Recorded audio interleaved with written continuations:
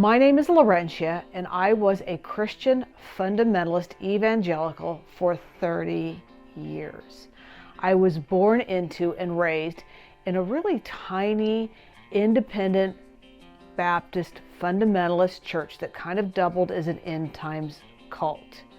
We were very heavily into the end times, which a lot of the independent Baptists are. I was saved at 5. I invited Jesus into my heart, which made my parents so very happy. And I went to church, and I went to Sunday school, and I went to youth groups, and I went to vacation Bible schools, and I even went in the summers to Christian church camp. So I was very steeped into it, and I believed for 31 years that the Bible was the inerrant Word of God. And I believed that I would be raptured and that I would be with Jesus forever in heaven. And I am here to tell you that I had an epiphany. I had an exact moment where I knew that was all bollocks.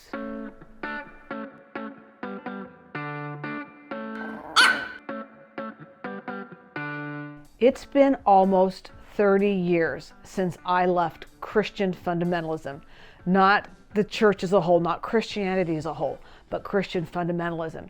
And at this point, I've heard literally hundreds of deconstruction stories from Christianity, and especially fundamentalist Christianity, because it's the most damaging.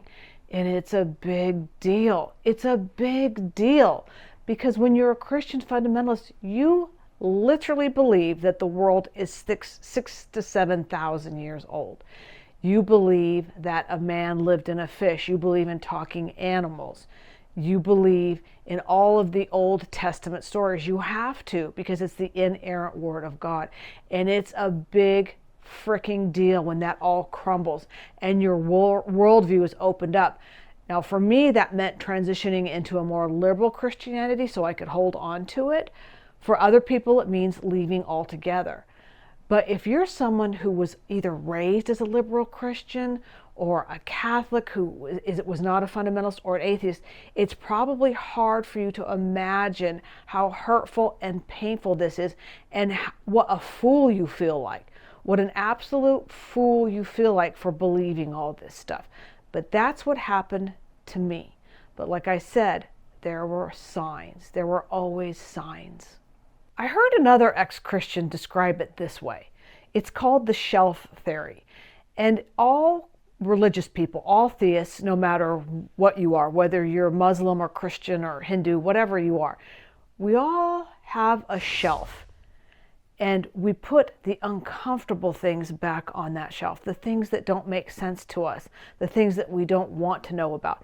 Kind of like how I have a closet, and in the back I have a shelf where I put the stuff that's going to go to Goodwill one day, or stuff that I don't want to see. It's too messy. I put it back there, and I put all this stuff back there because I don't, I just want it out of the way.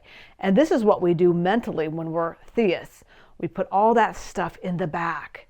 And for me, what went on my shelf was, for instance, when I went to college and I learned that evolution might make more sense than I was taught. And that, wow, there's going to be a lot of my friends and family burning in hell forever just because they don't believe exactly what I believe.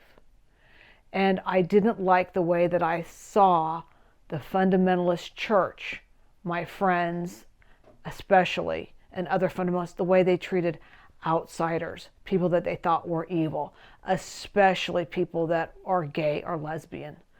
We're going way back in the 80s and 90s now, before it was even as prominent as it is now. I didn't like that. And these things all went on the back shelf. And what you have to remember is that shelf, here it is. First it's strong, but everything that keeps piling up, it's bowing down, down, down until it finally breaks. And of course, I had a huge shelf moment when my mother died. My mother died when she was 43, and she died of colon cancer. And she left behind 4 young girls, and we were left with our alcoholic, neglectful father. He was a fundamentalist Christian too. You'd be surprised at how many fundamentalist men especially are alcoholics. They seem to love that, especially the end times. You'll find a lot of addicts are addicted to the end times, and they're also addicted to religion, even though my church didn't like that he drank very much, but that is what he did. And he was abusive to us in his addiction. He neglected us. I was the oldest of four, and I got no help. I got no help as a teen and a young adult getting started off in life. And he was such a bad addict that he canceled my sister's. I was already off on my own and had my own health insurance, but he canceled their health insurance so that he would have the money to drink. And that way he could save those premiums. And he just told me, well, you can't be turned away at the emergency room. So if they get really sick, I'll just take them to the emergency room. And, this is how they'll be treated. And that was a big shelf moment for me. It was one that almost broke that shelf. But it didn't. It didn't break it because I was so adrift. Between the ages of, say, 18 and 30, I was so adrift. I didn't have a church. I had left my home. I wasn't going to that tiny church, but I was looking for something like that. I needed that peace. I needed to be involved in that. It's maybe very hard for people to understand, but I felt like I didn't have anyone or anything. And then I got married. I met my husband when I was about 30, and he was a disenfranchised Catholic. Now, he had grown up very similar to how I grew up, though. Very, very religiously devout parents. His parents were so into Catholicism. Deeply, deeply involved. He was made to go to church. He went to Catholic schools. Very, very deeply involved. But he was over that. He just was not interested in the Catholic Church in any way. And as a good little evangelical, what am I thinking? Here's my chance to get this guy and turn him around. Get him into the true church. Get him saved. That's what I was interested in doing, getting him saved.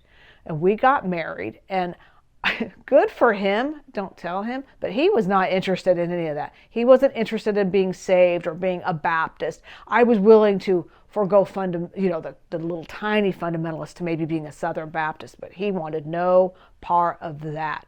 So good for him. Don't tell him he's better than me, because he really was in that sense.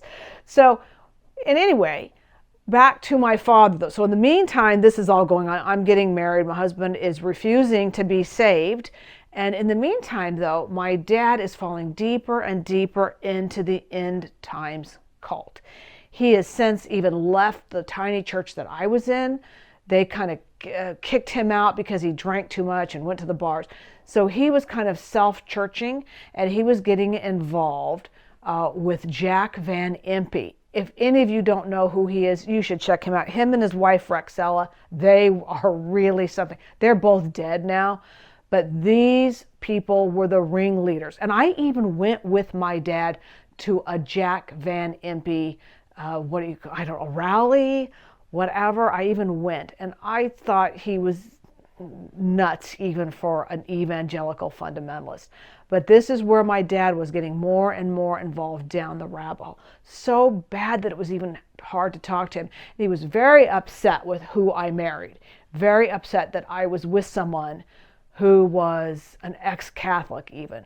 Because he thought the Catholic Church was a pact between the Roman Empire and Satan. My dad went so far in 1997 to tell me that he was going to be in the first generation of people that didn't have to die. Now, he died in 2007, never having been raptured. So I find that kind of tragic. But really, it got to the point where he and I could not have a normal conversation. And I had to really back off on any kind of relationship I was trying to have with him. And so it was a really rough time in my life.